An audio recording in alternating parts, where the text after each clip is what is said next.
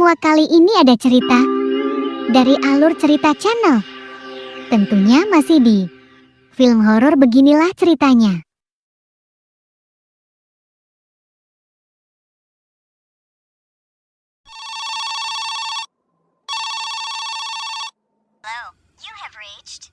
Cerita dimulai oleh pesan suara dari seorang mahasiswi bernama Dani yang sedang kesulitan untuk menghubungi kedua orang tuanya. Karena setelah mendapat email gak jelas dari adiknya, ia khawatir sesuatu yang buruk menimpa keluarganya.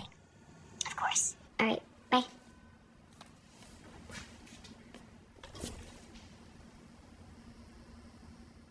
Dani tidak mengerti dengan pesan adiknya yang bernama Terry yang terkesan putus asa. Pakai goodbye segala lagi. Ia pun harap-harap cemas apalagi jika ingat bahwa Dani dan Terry punya penyakit mental sejak lahir. Kemudian Dani menghubungi pacarnya yang bernama Chris, berharap mendapat pencerahan tentang keanehan ini. Tapi menurut Chris itu cuma akal-akalan Terry agar Dani cepat-cepat mudik.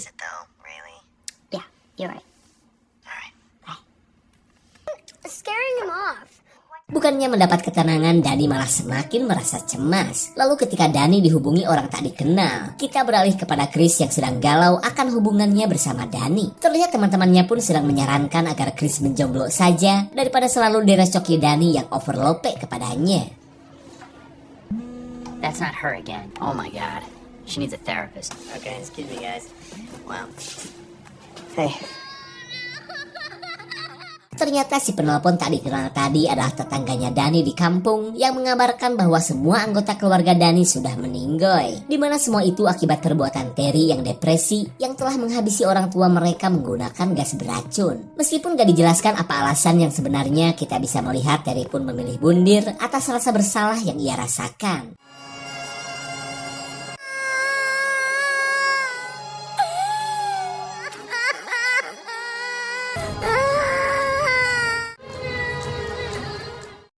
Beberapa waktu berlalu, Dani tentunya masih diselimuti kesedihan atas statusnya yang kini hidup sebatang kara. Selama itu pun ia terus nempel kepada Chris yang merupakan satu-satunya orang yang ia sayangi. Hingga suatu ketika, Dani mendengar rencana Chris dan teman-temannya yang akan pergi ke negara Swedia untuk keperluan tesis. Di mana Chris katanya akan meneliti sebuah kampung adat yang merupakan kampung halaman teman mereka yang bernama Pele. Research on European Midsummer tradition. Oh ya? Dani mendadak ingin ikut pergi mendengar rencana Chris dan teman-temannya. Karena selain bisa sekalian liburan musim panas, ia penasaran dengan perkampungan Pele yang katanya punya tradisi unik.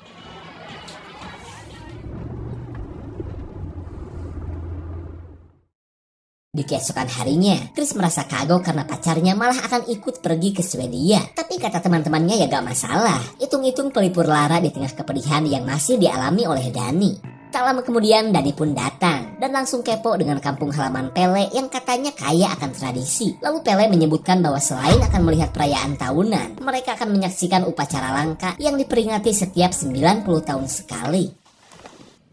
Yeah, we make this close special everything together for that, so. Wow. Beautiful. Our hearts beat to the city streets.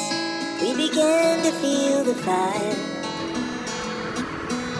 What is it that makes We rise like tall buildings as the chemicals they take us higher. Singkat cerita, kelima mahasiswa ini tiba di negara Swedia. Mereka pun kini berada di pemberhentian terakhir sebelum lanjut menuju kampung halaman Pele. Warga lokal di sini pun gercep mengucapkan salam interaksi hingga membuat Dani dan yang lain merasa betah tinggal di tempat ini. Christian, Danny, Josh, and Mark. Christian, Josh, Mark. Di tengah sambutan salah satu teman Pele, mereka berkenalan dengan sepasang kekasih yang akan ikut melihat perayaan. Lalu sebagai hadiah sambutan, pria ini menawari mereka teh dari jamur oleng yang sekali seruput bisa membuat mereka flying to the moon. Feel settled first. Okay. Okay. Well, let's come up together. Yes, thank you. There you go. Ooh, yeah. Cheers. Yeah, I'm excited. Ready? Yeah, go. What time is it? Tegangan jamur happy benar-benar langsung ngefek kepada mereka. Terlihat si pria bernama Mark pun linglung ini teh sudah malam. Apa masih maghrib? Josh, can you lie down, please?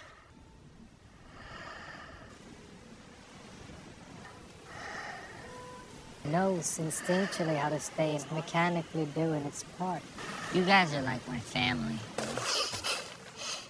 Dari kelima mahasiswa ini, Dani yang bermental cupu adalah yang paling parah, di mana ia merasakan kepanikan yang bercampur dengan kesedihannya selama ini. Stop it.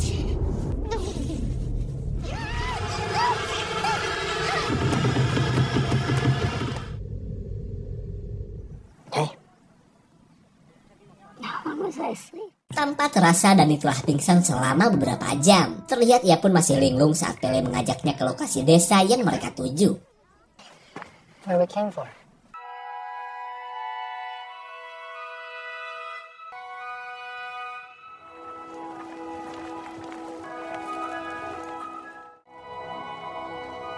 Dani benar-benar kagum akan suasana kampung halaman Pele yang seperti negeri dongeng di buku-buku paket SD. Karena selain pemandangannya yang elok, penduduk desa ini begitu ramah dan memperlakukan mereka layaknya tamu agung.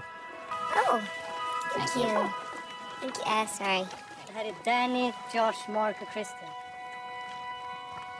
Lilla Pelle.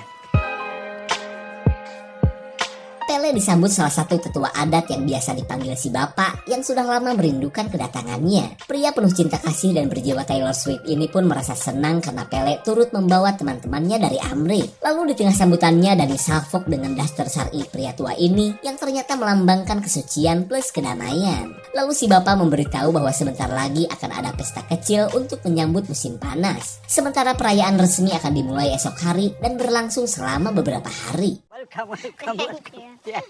That guy has a very red face.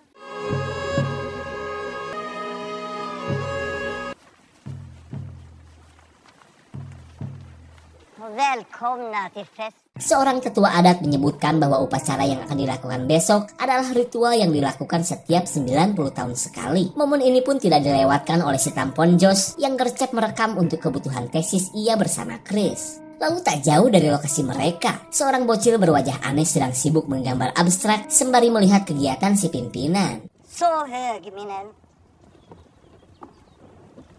Inte högre. Selang beberapa saat kita beralih kepada seorang kewes bernama Maya yang belum lama ini dinobatkan sebagai wanita akil balik yang sudah siap untuk kawin. Lalu ketika akan mengikuti latihan tari bersama kaumnya, ia mendadak terpesona saat melihat keberadaan si Babang Chris di desanya.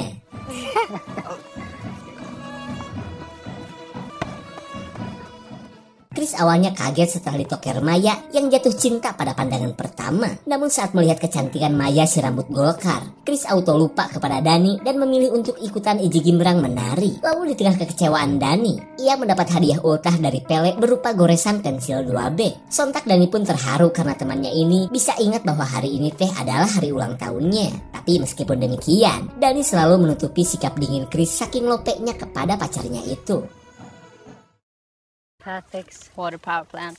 Pele menjadi pemandu teman-temannya yang ingin mencatat tentang semua hal yang ada di desanya, termasuk pendidikan berkurikulum suka-suka agar para bocil bisa mengenal dan menjaga tradisi mereka yang sudah berumur ribuan tahun. Tak lama kemudian Dani salpok dengan kemesraan pasangan Simon dan Connie yang katanya sudah 3 tahun bobogohan menjalani hubungan. Melihat kemesraan dan lengketnya mereka, Dani sebenarnya sirik. Udah mah Chris lupa hari ulang tahunnya. Dani pun merasa malu karena Chris lupa berapa lama mereka menjalani hubungan. What? Wow. Congratulations. What's that building over there?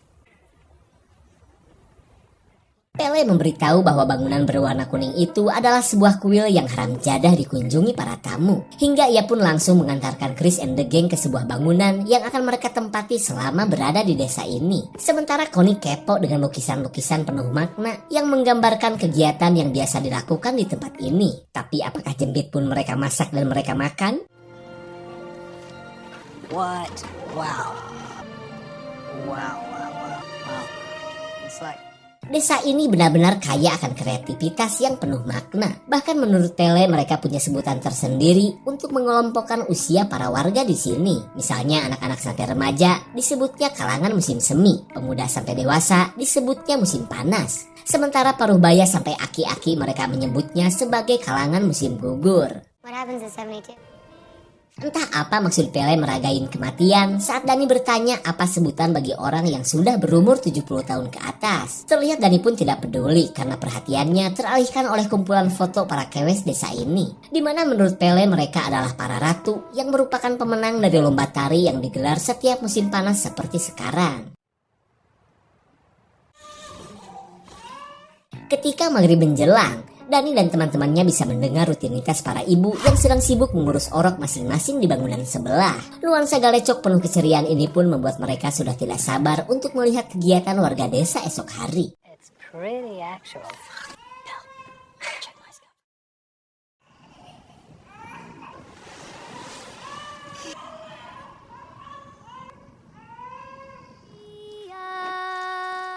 Pagi yang cerah mengawali musim panas yang membuat warga desa penuh kegembiraan. Dani pun merasa senang bisa berada di tengah warga yang ada saja kegiatannya. Lalu selang beberapa saat, Dani dan teman-temannya diikut sertakan dalam acara santap pagi bersama warga desa yang entah kenapa pada bengong. We're gonna stand until it's...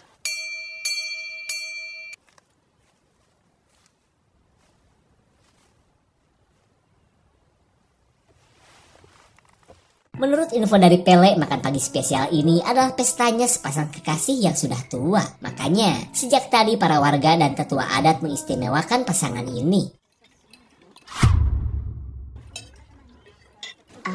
Helps them to detach. Ketika santap pagi sudah selesai, semua terdiam untuk mendengar lantunan doa dari pasangan ini. Terlihat Dani pun begitu serius menyaksikan sesi doa yang entah ke Tuhan yang mana. Terlebih selain caranya yang unik, lantunan doanya pun terdengar seperti orang yang sedang nge-beatbox.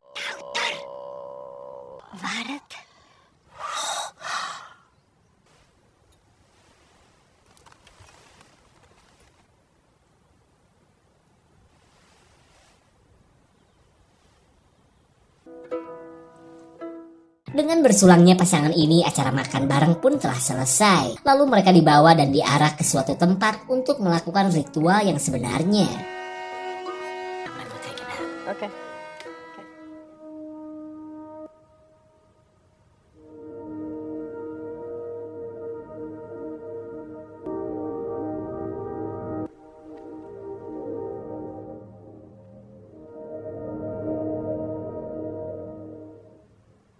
Saat pasangan tua dibawa ke atas tebing, Josh kepo dengan sebuah kitab yang sedang dibaca oleh pimpinan ritual. Lalu Pele menyebutkan bahwa itu adalah Ruby Rudder yang merupakan kitab sucinya orang-orang ini. Mendengar hal tersebut, Josh makin penasaran untuk tahu lebih banyak tentang kampung halaman Pele.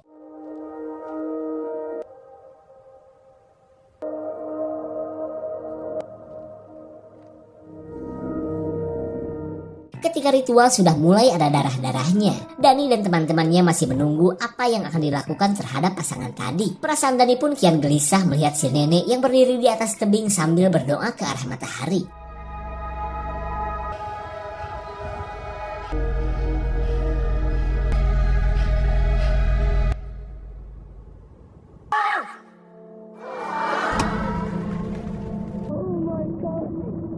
Dani mendadak lemas melihat kematian si emak yang jatuh menghantam bumi sampai muncrat. Di saat itu pula, Simon dan Connie histeris bercampur marah karena para warga malah diam dan cuma nonton saja.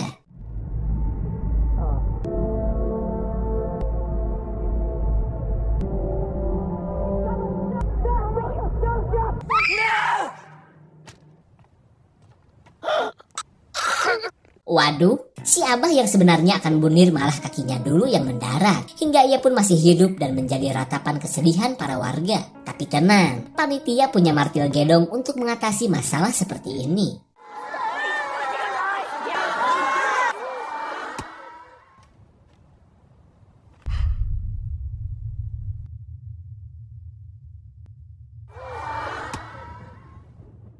Simon sudah muak dengan kelakuan penduduk desa yang menurutnya barbar dan berjiwa psikopat. Hingga ia pun memilih pergi daripada berlama-lama di tempat ini. Lalu si pimpinan menjelaskan jika semua ini adalah tradisi kuno untuk menjaga keseimbangan dengan menyingkirkan orang-orang yang sudah tidak produktif lagi. Bahkan meskipun terlihat serem, si pimpinan berkata bahwa pasangan tua tadi sebenarnya berbahagia. Terlebih bagi mereka, mati dengan cara seperti ini adalah kemuliaan karena tidak menyusahkan seperti meninggalnya orang yang sakit ataupun kecelakaan. Corrupts the spirit. Just take some time yourself, okay? Bukan cuma Simon saja, Dani pun benar-benar kena mentol oleh ritual tadi. Ia pun kecewa karena berada di sini bukannya mendapat bahagia, tapi malah bikin kesehatan mentalnya semakin rungkan. Berbeda dengan kesedihan yang dirasakan Dani, Josh malah semakin bersemangat menulis tesis karena kearifan lokal desa ini seperti kaum psikopat. I'm really sorry, Pele. Thank you for inviting But I mean, I know. Pele berusaha menahan Dani yang ingin kabur dari desa ini. Lalu ia meminta Dani untuk memaklumi apa yang sudah menjadi warisan leluhurnya. Karena saking langka dan uniknya ritual di desa ini, itulah kenapa Pele mengajak Dani dan teman-temannya ke kampung halamannya. Everyone embraced me by a family. Sentuhan jadah Pele terasa begitu nyaman bagi Dani yang haus akan kasih sayang. Hingga ia pun akan mencoba berdamai dengan semua hal ngeri di desa ini. Lalu di tengah kebersamaan mereka, para petinggi adat sedang ngebarbeque jasad pasangan tuir sebagai penghormatan terakhir. Di keesokan paginya, Maya begitu fokus melihat pria pujaannya sambil memegang sebuah benda aneh. Lalu selagi keadaan sepi, ia menyimpan benda tersebut di bawah ranjang keris.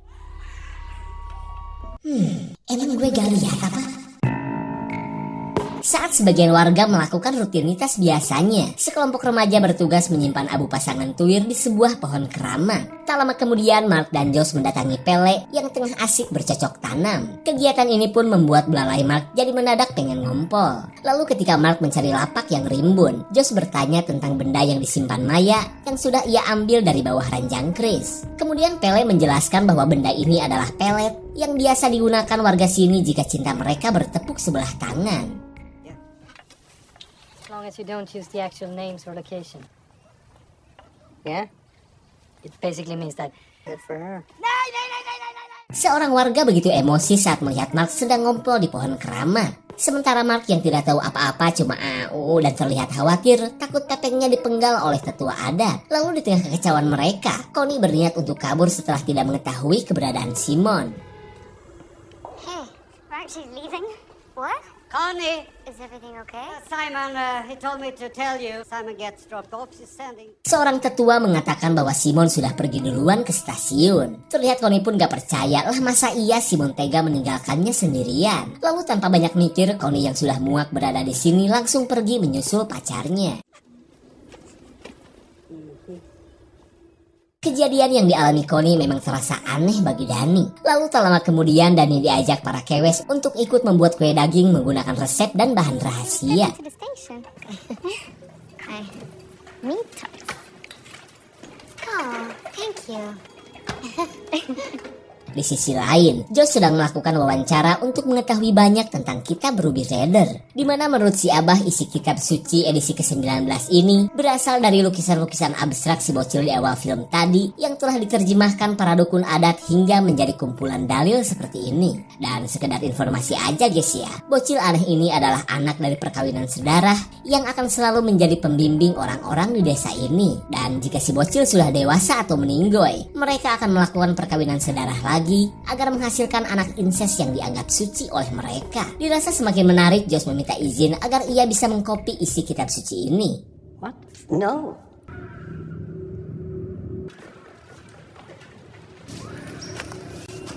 Bukan cuma Josh dan Dani saja yang mendengar teriakan di kejauhan. Mark yang gabut pun penasaran suara siapa itu sebenarnya. Mat den är klar. Det är dags för mat. Singkat cerita, Dani dan teman-temannya akan mencicipi roti daging yang dibuat tadi. Lalu ketika Dani bertanya tentang keberadaan Connie, seorang pria mengatakan bahwa ia sudah mengantarkannya ke stasiun. Lalu di tengah perbincangan mereka, Mark ketakutan karena pria yang tadi masih terlihat marah kepadanya. Anything about the Ruby Rider? Oh, so now you want to collaborate?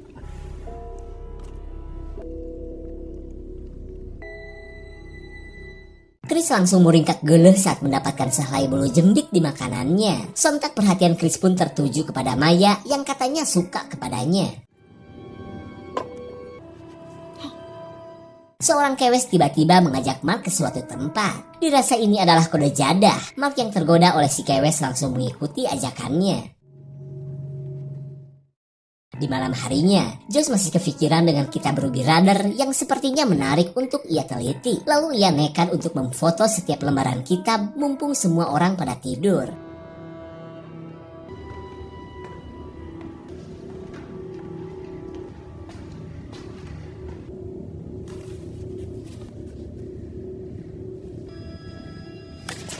Mark, Josh menyangka bahwa orang ini adalah Mark. Padahal Mark sudah meninggoy dan telah dijadikan topeng oleh salah satu penjaga desa.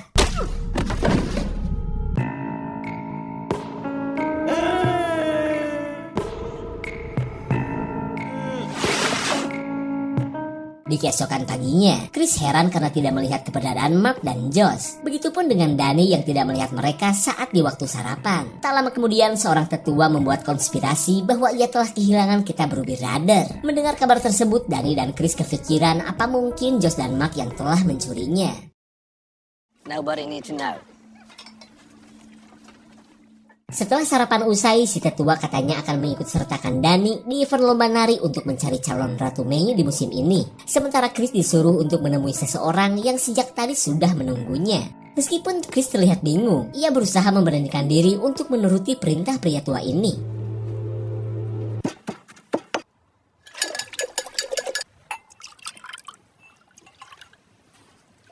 Singkat cerita, para kewes peserta lomba nari diwajibkan nyeruput teh Renos terlebih dulu, di mana selain meningkatkan kegesitan saat menari, teh ini bisa membuat flying to the moon bagi orang yang meminumnya. For the competition. And then you. Uh-oh. Sesaat sebelum lomba dimulai, Danny perlahan oleng dan halu akibat teh aneh yang ia tenggak.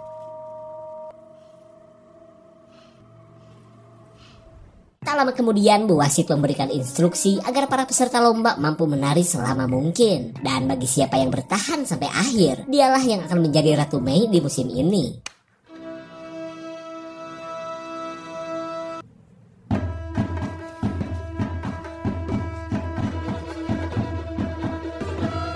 Saat kompetisi sedang berlangsung, Chris yang sudah berada di sebuah ruangan ditemui oleh salah satu tetua adat, di mana pertemuan ini tak lain adalah untuk memberitahu bahwa para tetua akan mengawinkan Chris dengan Maya. Kabar tersebut tentu saja membuat Chris kaget, meskipun ia memang naksir kepada Maya. Keadaan ini membuat Chris benar-benar bingung. Di satu sisi ia telope kepada Maya, tapi gak tega juga jika sampai mengkhianati Danny yang selama 4 tahun ini selalu bersamanya.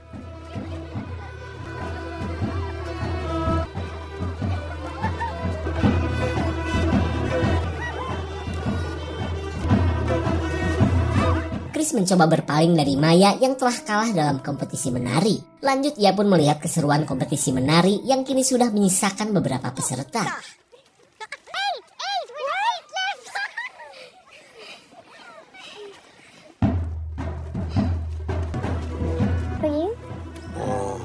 Chris kembali bingung saat seorang kewes menawarinya teh Renos yang sudah pasti bakal membuatnya teler. Namun ketika melihat pesona Maya si rambut api, Chris sudah masa bodoh kepada Danny yang dari dulu hanya membuatnya stres.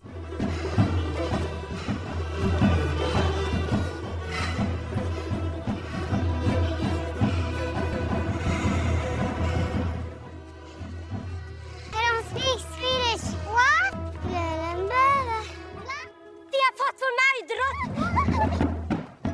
Sungguh tak disangka Danny memenangkan kompetisi hingga ia pun diangkat menjadi Ratu Mei di musim ini. Terlihat Danny pun masih gak percaya saat diperlakukan seperti ratu oleh penduduk desa.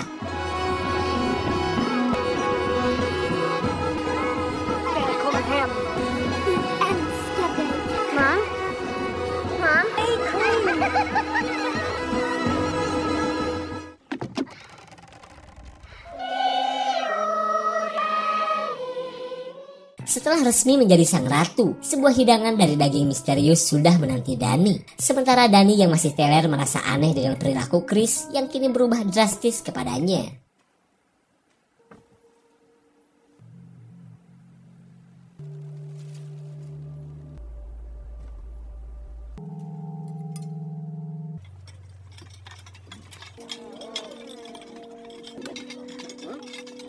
Chris yang seperti nahan modal sebenarnya sedang merasakan efek dari minuman yang tadi ia seruput. Tak lama kemudian perhatian Danny teralihkan saat seorang wanita menawarinya ikan mentah. To our May Queen.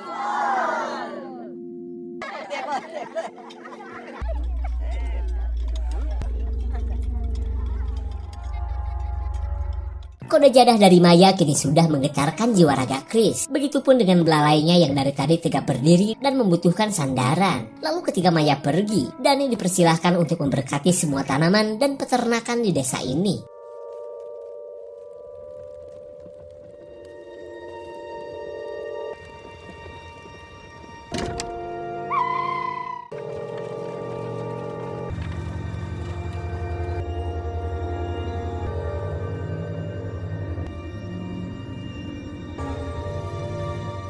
Tibalah waktunya Chris untuk melangsungkan pernikahan mode gercep bersama Maya yang sudah menunggunya di sebuah tempat khusus. Di saat itu pula, Dani akan melakukan ritual penanaman bibit padi yang sudah biasa dipupuk seonggok daging dan entah daging apaan, spesial pakai telur.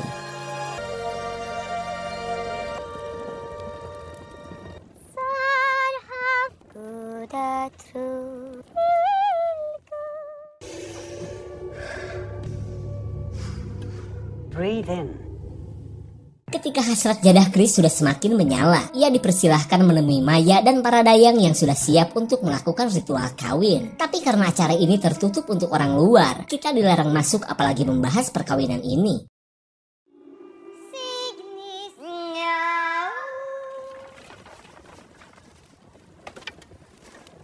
Setelah melakukan aktivitasnya, Dani mendengar suara ah-ahan dari kantor KUA desa ini. Penasaran dong, bahkan saking penasarannya ia tidak peduli saat dilarang masuk atau ngintip sekalipun.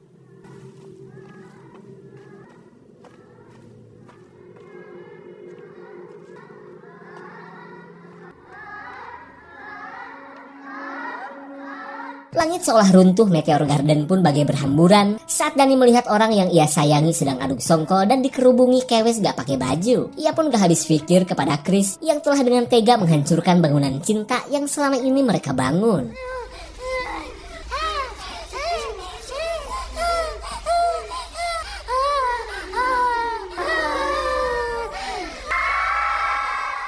Para kewes gercep ngadu hawa untuk menenangkan hati sang ratu yang sedang hancur. Di saat itu pula, Chris yang sudah melakukan perkawinan tiba-tiba sadar bahwa apa yang ia lakukan salah besar. Terlihat Chris pun sudah tidak peduli meskipun gubal-gabel seperti ini. Yang penting bisa kabur dari orang-orang yang telah menjerumuskannya seperti ini. Lalu di tengah pelariannya, Chris melihat kakinya Josh yang sudah dijadikan tanaman oleh warga desa. Kemudian ia mencari tempat yang aman sebelum warga desa menangkapnya.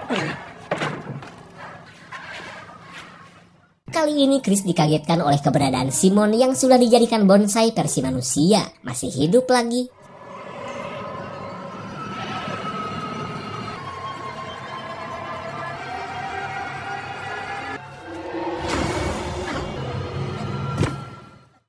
Sial sekali, Chris akhirnya tertangkap para tetua menggunakan bius yang super strong.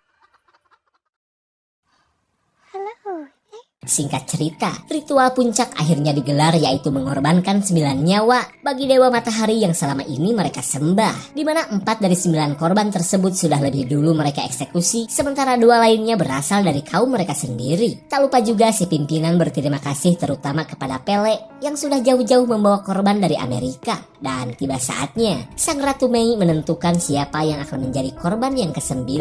Akan tetapi Dani harus memilih apakah itu Chris atau warga desa yang telah diundi sebelumnya. And Christian Hughes for the 9th and final offer verdict.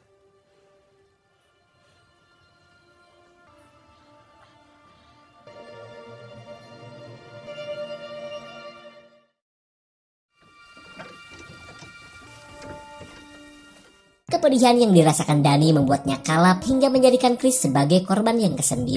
Terlihat warga pun sibuk membawa para korban ke sebuah kuil yang sebenarnya merupakan tungku berukuran besar.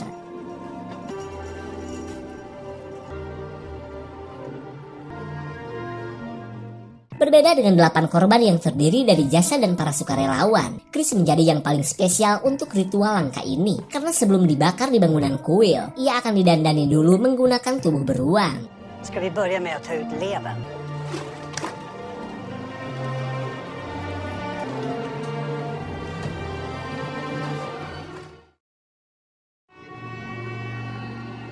Mäktiga och hemska. Singkat waktu, Chris yang kini menggunakan cosplay beruang sudah siap untuk dikorbankan. Di waktu yang sama, para sukarelawan sedang diberikan doping anti rasa takut plus anti nyeri saat digulung api nanti. Lalu setelah semuanya siap, ritual membagongkan pun langsung dimulai.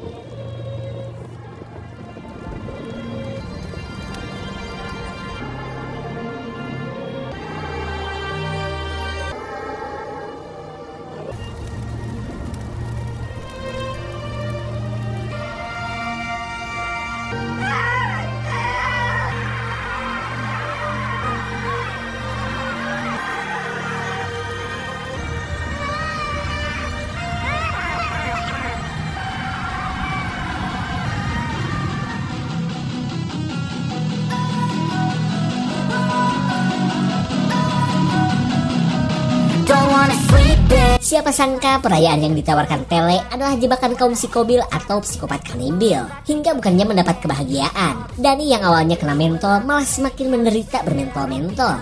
Dan karena alasan itulah, Dani berubah menjadi sosok psikopat atas kepedihan dan kekecewaannya kepada Chris. Jika banyak tambahan komen guys ya. Segitu saja untuk klip dan review kali ini. Tonton video klip lainnya ya. Terima kasih dan sampai jumpa. I feel this pain.